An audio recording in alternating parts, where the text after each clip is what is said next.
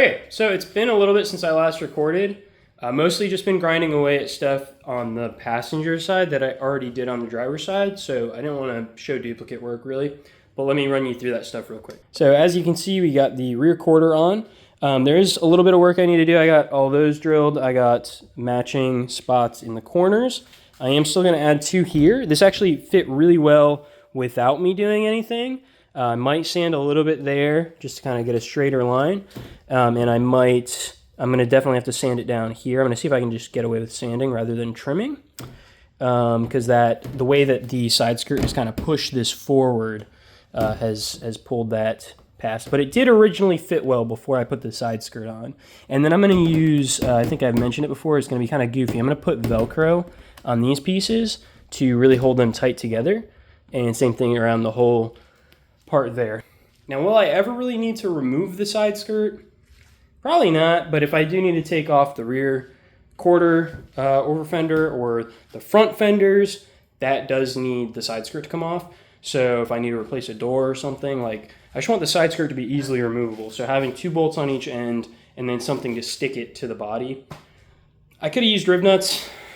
I just didn't want to. I think it looks better without them. So I got the rear bumper mounted. Now, I realized that when I put these pieces on, it was very hard to have the rear bumper. I can't really show you without taking it off, and I don't really want to.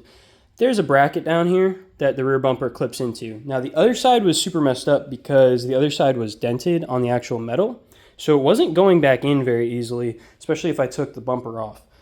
So after I had trimmed the rear, which I also did, I think I did that on camera, I couldn't get it back on right. So what I decided to do was actually just delete that. I don't need those brackets that are underneath there. This is going to be held on with 4 rib nuts.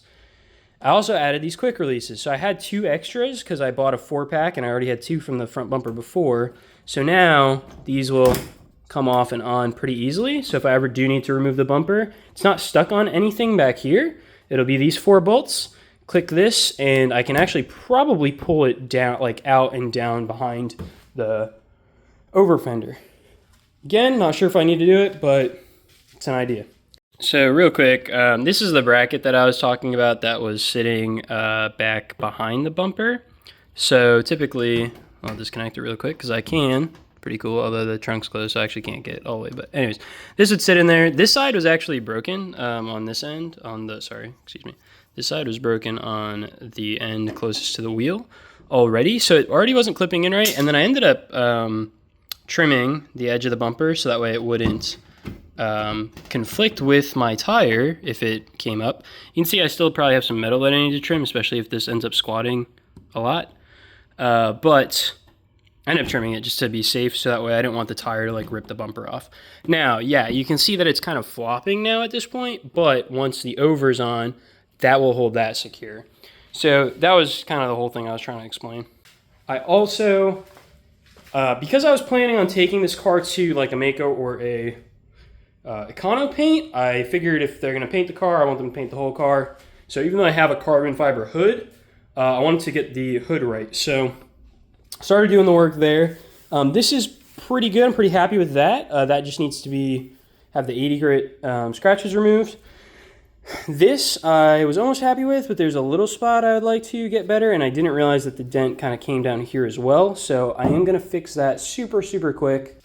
And then there's one other spot I started sanding it, but I didn't finish it, which is right here. I just noticed a small dent, and I'm being a perfectionist right now. It's very stupid, but I got to sand that down. I got to sand this whole thing down anyways because we're not keeping this paint.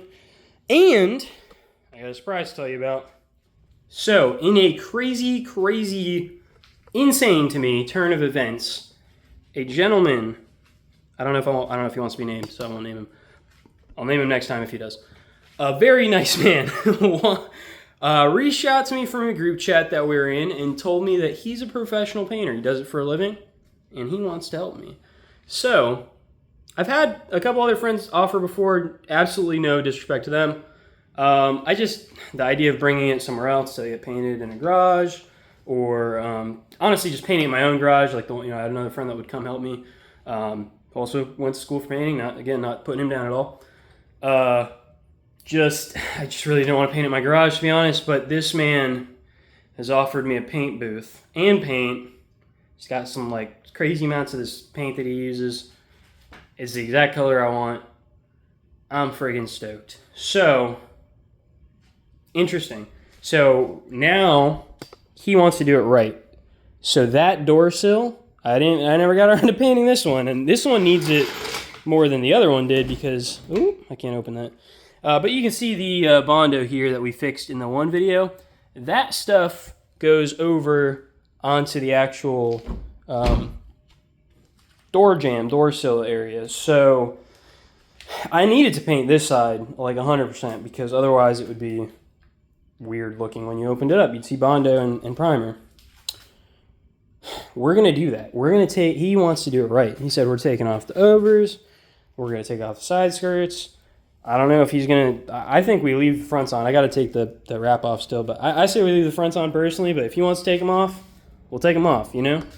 Whatever this guy... Listen, if this guy's going to help me and he wants to do it more right than I even want to do it, I'm not going to say no. So, that's where we're at. Probably going to end whatever I've filmed up to this point because I think it's been like crazy long. Alright, so off camera again, sorry. Mixed up some fiberglass resin so that way I could fill in. I ended up having over drilled this hole. I originally drilled it down here and it created a gap on the panel to where it hit the car.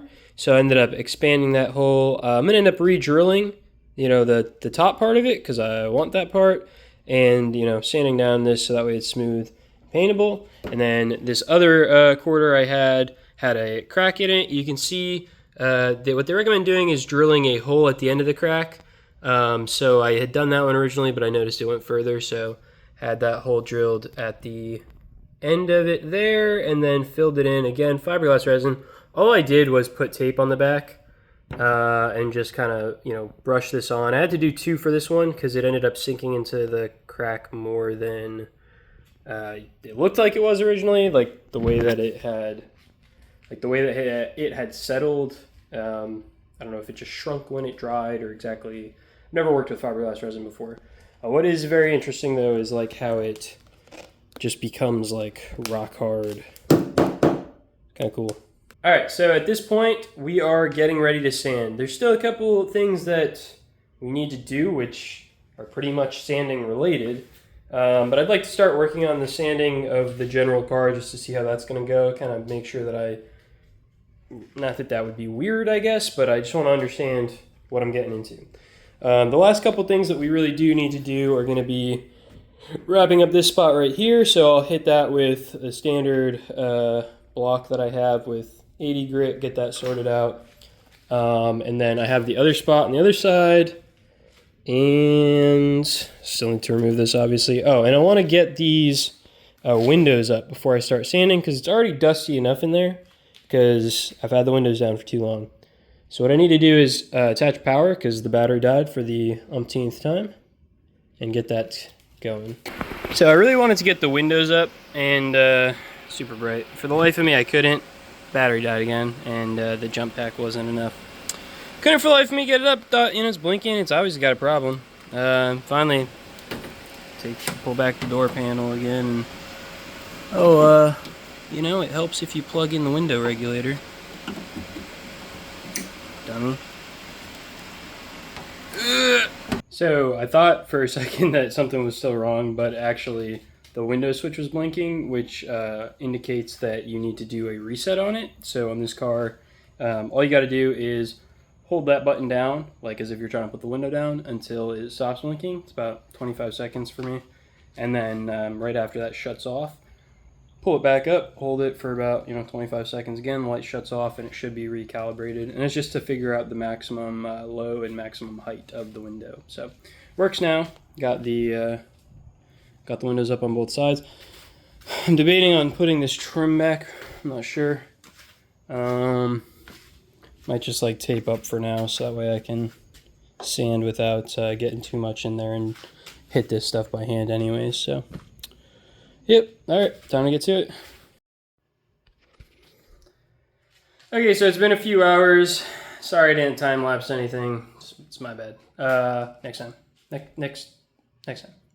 Anyway, so look at what we did. We got This door, we did not touch the door sill or the lower part or anything underneath the side skirt. I just hit that over fender because I was like, let me do one more thing.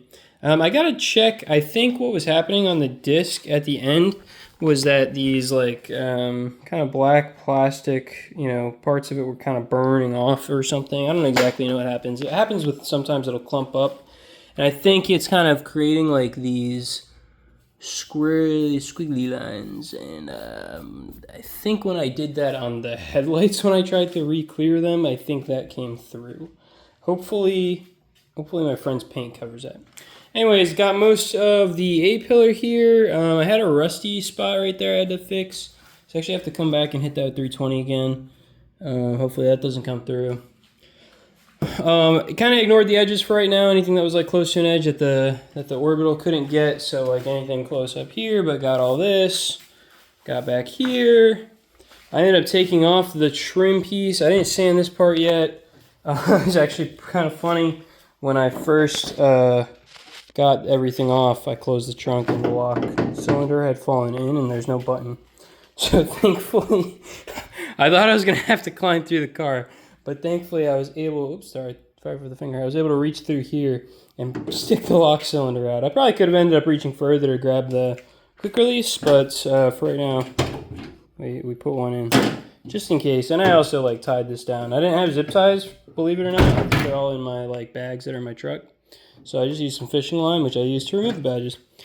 So debadged it, debadged the trunk, sanded the whole trunk. Again, everything but like tiny edges. I started to hit this. I'm gonna need a new plan of attack for this. I was hitting it with 180 on the sanding discs. Words. That's a 320, but I was hitting it with 180, and it's really weird because it went straight through the metal in some spots, but like some spots it just didn't seem to touch. So I need a new plan of attack. I don't really want to hit it with like 80 grit because then I'm worried if I don't sand good enough after the 80 grit that it's gonna have really rough lines. That you'll see through the paint.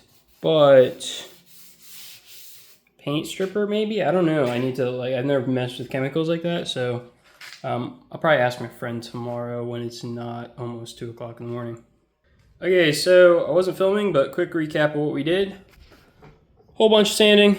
Got this door, that door, A-pillar, roof, almost called it a hood. This quarter area minus the bottom part.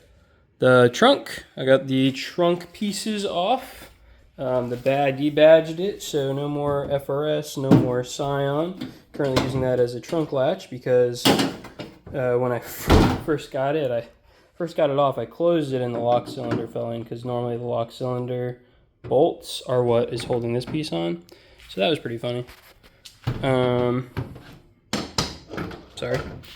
I started this. This sucks. I need a new approach because I was not getting through the paint fast enough. Even with like a 180 grit, I wasn't going through fast enough. And I'm worried if I hit it with 80, that I'm gonna have to be really thorough with like hitting it with 180 or maybe even 120, then 180, then 220, and 300. Like I don't know what's gonna get all the sanding lines out.